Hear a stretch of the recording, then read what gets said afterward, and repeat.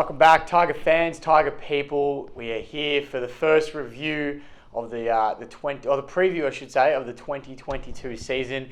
We've got Port Adelaide Thursday night at the G, primetime slot. We're back playing primetime footy. It's where we love to be playing. We thrive off it. Hopefully there's a good crowd, get the boys up and about. But we'll dive straight into the game. I mean, geez, Port Adelaide, they've been such a tough game for us over the last few years. Obviously, going back to 2019, we had a big clash over there at Port Adelaide. Tom Lynch kicked 5 or 6, won us the game off his own boot. Then prelim finals over there in 2020. I mean, we shouldn't have won that game, like by all reports, and we pulled one out. So we've got a bit of a rivalry going with Port Adelaide. It's good to finally get them back at the MCG. I feel like we always play them over at Adelaide Oval, which is such an advantage. I mean, mind you, the G is also an advantage, yes, but it's so good to have them back there finally and sort of even the playing field a little bit. But in terms of Port Adelaide, geez, we're unlucky not to play them in the first 5 or 6 rounds, and they lost 5 in a row, I'm pretty sure it was, and players were missing. Charlie Dixon was out. They had a few injuries, a few concerns, and they were sort of down and out, and that would have been the best time to play them, but they're on a roll at the moment. They're only 1 game behind us on the ladder, and they're flying, so they've found some form, some confidence. They're playing good footy. It's going to be dangerous. It's going to be a real dangerous game coming up against these guys. We're both coming off a bye, so we're both well rested. Both will have allowed some players to come back. I'll touch on them in a little bit. So it's really an even playing field. Other than the MCG factor, which hopefully works in our favour, it could be anyone's game, which we love. We want these challenges. They're going to be good now. I mean, we had the Sydney one last week, obviously, or the week before, I should say, and we probably didn't capitalise like the way we should have.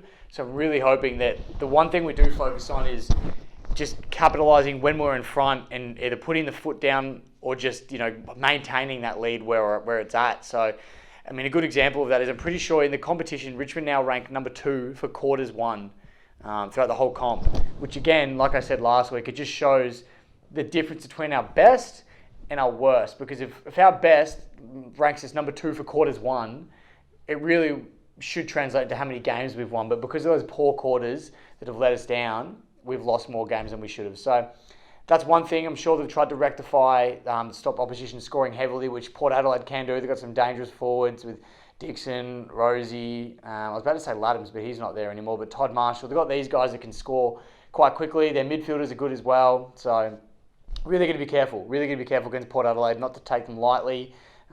We should be the better side. I do believe we are the better side. And I saw an article in SCN the other day saying that, I mean, if Richmond, get their full team in and play solid football, we could technically finish top 4, which not saying we will. I'd love to. I mean, that'd be fantastic. Give us a double chance. I just want to play finals.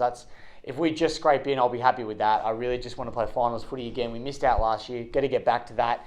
And playing Port Adelaide this Thursday night is going to be a massive step in that direction. At the time of recording, I do not have the team list yet. I was trying to push and wait as long as possible to record this, so I could get the team list and see who's in and out, who's in and who's out. But we don't have those. One person I can confirm that is in is Judson Clark. Juddy has gotten his debut game against Port Adelaide at the G.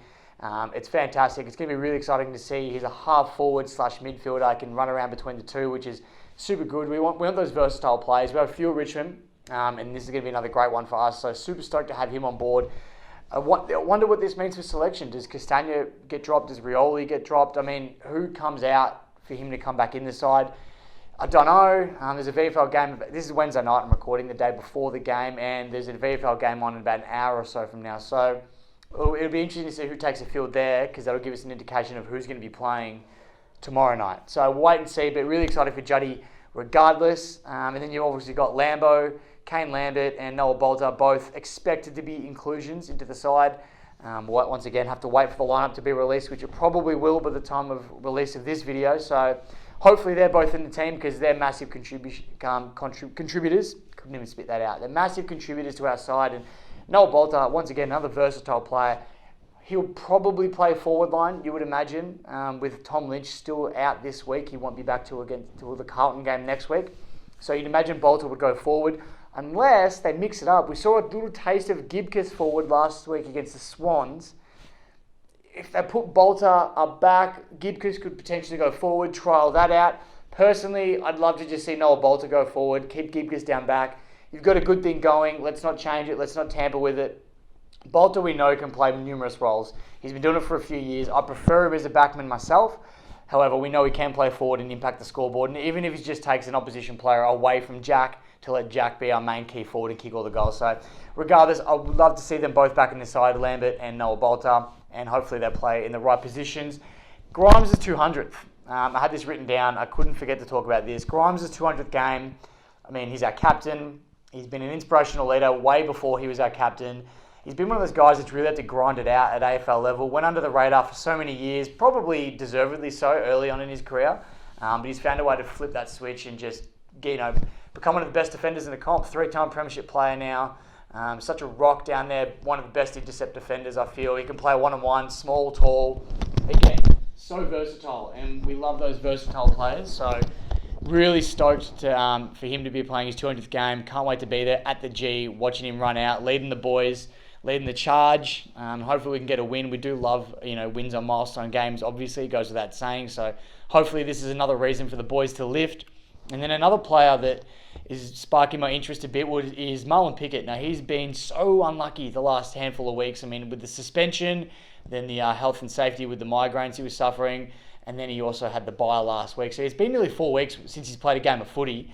And we know he really thrives off consistency and, getting up amongst it. So it'll be interesting to see if he does get picked, and if he does, how he performs on the night. Obviously, with a lack of football in recent times, I reckon he'll be all right. He's probably having his best year to date. Goes without saying, I guess, some of the games he's played. So super excited to see how he goes this weekend, or if he gets picked, I should say, because like I said before, I do not know. I'm just making sure I'm not missing anything. Port, like I said, so good, playing some serious footy again, sort of reminiscent of when they were making prelims and really contending. Obviously, they're not quite there yet, but nor are we, so it's going to be a really interesting game regardless. So that's pretty much it. That is my preview for the Port Adelaide game. Hopefully the Tigers can get over the line. Big opposition, big occasion, Thursday night footy, off the bye.